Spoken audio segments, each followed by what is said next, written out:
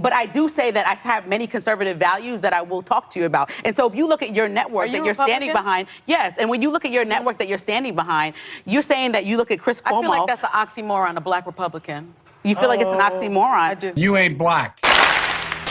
I read a poll just yesterday that white Republican suburban women are now going to vote Republican. Why? It's almost like roaches voting for Raid, right?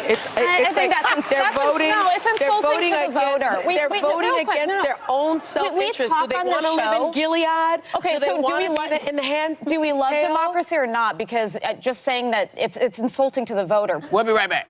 Wow. I'm a little bit in shock. I just always thought of myself as Puerto Rican, you know, half Puerto Rican. I didn't think I was, my family was originally from Spain and slaveholders. Yeah. So how are you feeling, my friend? I think it's actually pretty interesting that my husband and I have shared roots. Yeah. So I do appreciate that. And I think it's great for our children to know this information. I guess it's a fact of life that this is how some people made their living. He gave me some surprising revelations about my family history. I just sensed that there could be something in my family history that would be disappointing. Negative.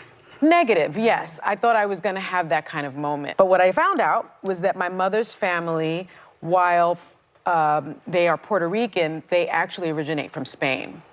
And the reason that they moved to Puerto Rico is because the slave trade had been sort of canceled in Spain and then Curacao, and then they moved all of their slaves to Puerto Rico. And so the family business, I had been told that they were printers and journalists, but they were in fact enslavers. And my mother, so A hush fell over the audience. it was deeply disappointing. So I think inside, I sort of knew that this was my history, and that's probably why I didn't want to do it. And I spoke to my mom about it. She was deeply disappointed. She actually cried about it. And then she said, maybe that's why I have been so connected to Black culture, because it's an atonement in my spirit. And I received that. I think at first I was deeply disappointed. The slave thing is a bummer. It's a bummer.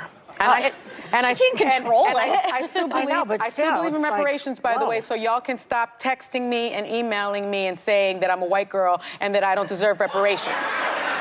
I still believe that. Someone did that to you? Yeah. I don't know who sent her a thing telling her she was a white girl. Okay, it's too much, people. But clean off your television screen. Yeah, that's a lot. So I still believe in reparations. I still believe this country has a lot to do in terms of racial justice.